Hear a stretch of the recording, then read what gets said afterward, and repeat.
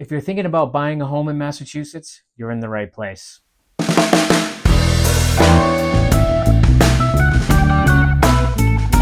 The first thing that you're going to want to do is put together a solid team.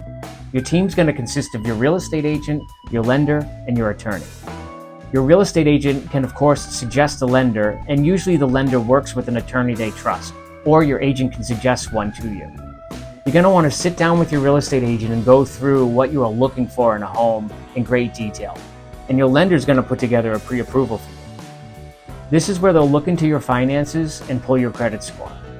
They'll want to see different documents like your W-2s, your tax returns, proof of employment, proof of income, all those kind of things. So you're going to have to fill out an application with your lender in order to get a pre-approval from them. The pre-approval is going to determine what your budget will be for the home that you're looking for. Every home buyer is going to have a different budget, of course, and your budget will differ too. If you're buying it alone or if you're buying it with a partner, and some people may be getting assistance from parents or family as well. There are options to get gifts if your parents are going to help you with your down payment, maybe, or a relative, a friend might be helping with those things. There are a number of options to see how you can qualify for a loan, and your lender will be able to talk through those options with you. Another thing you're going to want to talk to your lender about are the different types of loans. So of course there's a FHA loan, which is a first-time home buyer loan, and those typically start with around 3.5% down payment, and that down payment is a percentage of the purchase price. You could also do 5 or 10% down, whatever that you're most comfortable with. You could get a conventional loan, and they have conventional loans that are at different percentages as well, typically starting at 5% to around 10% down payment. But you could also do 20 or 25%, whatever you're most comfortable with. Keeping in mind that under 20% down, and you'll be taking on private mortgage insurance as well, which is called PMI. Your lender will explain this to you. It's an extra cost.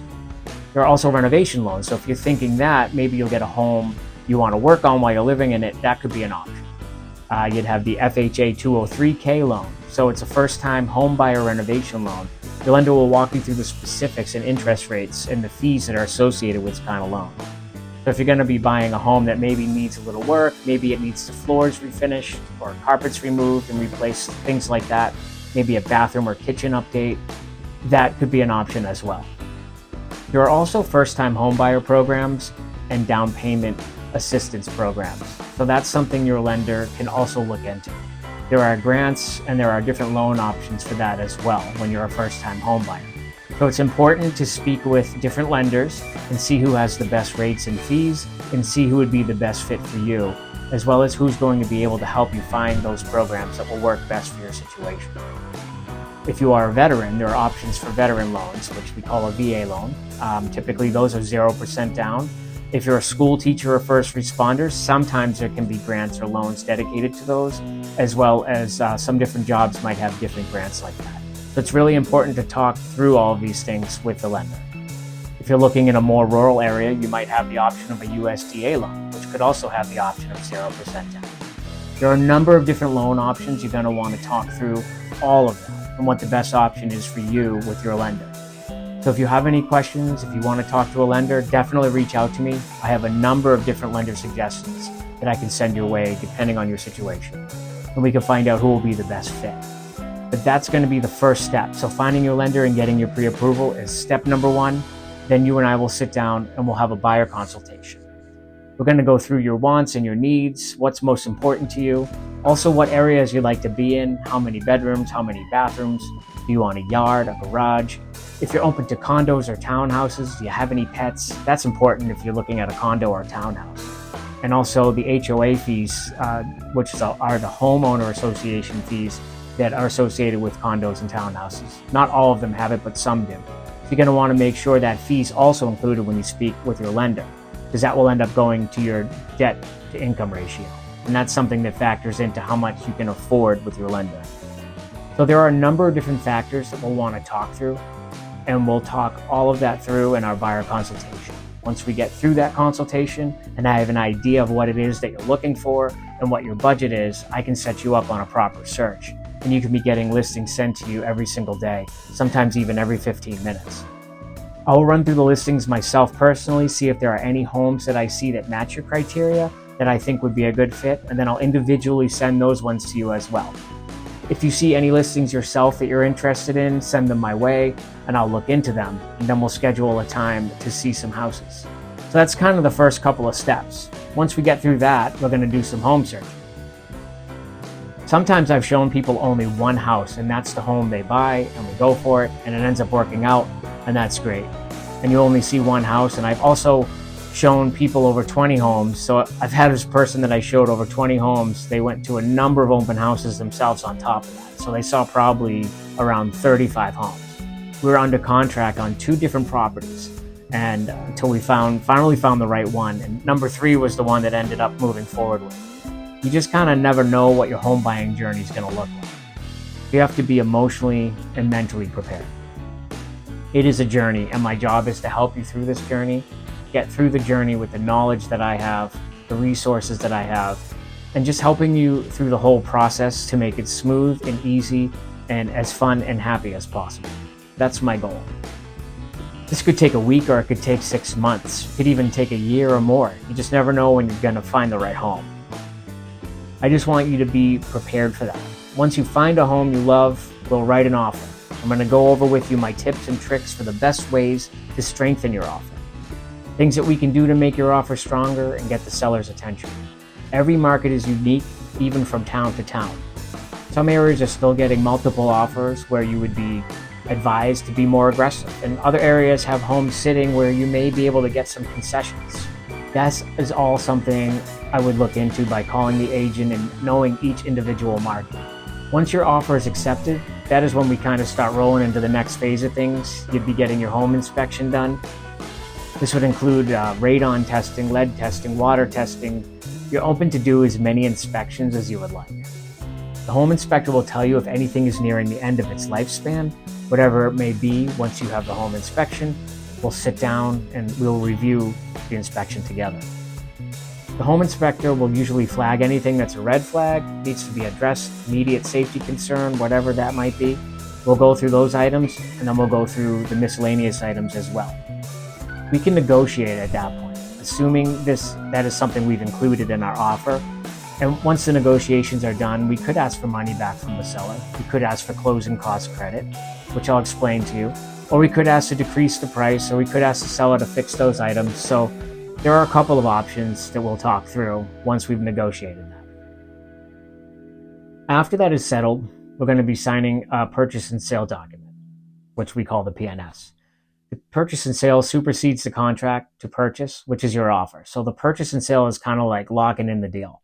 That's pretty much where it's set in stone. You got through your inspection, now you got the PNS signed, and it's just contingent upon financing. It's going to have all the important documentation in there, and you're going to review that with your attorney. Your attorney will draw that up. They'll review that with you, and then we'll get that signed. Once your PNS is signed, your lender's going to have an appraisal ordered. Now, an appraisal is the bank's way of determining the value of the home. So your lender will have the appraisal ordered. The appraiser is going to meet with the seller's real estate agent at the home. They're going to walk through, and they're going to determine the value of the home is. They send that report to your lender. If your lender has any questions, they're going to reach out and say you settled on a price of $500,000 with the seller, and the appraisal comes back in at $490,000. Well, then you're going to be in a situation where we determine if the seller will come down in price, or if you have any cash, you can bring some to the table, or maybe you split the difference. Once the appraisal is submitted, your lender is going to start a deep dive into your finances.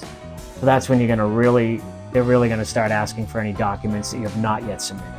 They may be asking for updated pay stubs, tax returns. They're going to have to do a hard credit pull at this point as well. They're going to really be doing a deep dive in order to get you your mortgage commitment. We usually get a mortgage commitment, which is your bank or your lender's guarantee that they will be financing this deal for you. We'll get that in the form of a letter about a week before closing. Then we'll move on to give the clear to close, and then we hit the closing table. So it's all a really exciting process. It can be very stressful, which is why I'm here to help you through the process, to make sure you're educated, making sure you know what's happening each step of the way. And again, my goal is to make sure that you have a very happy and successful and smooth and fun transaction. Buying a home is one of the biggest investments you're going to make in your lifetime. It's an important one, and I want to make sure that you are happy with how it goes.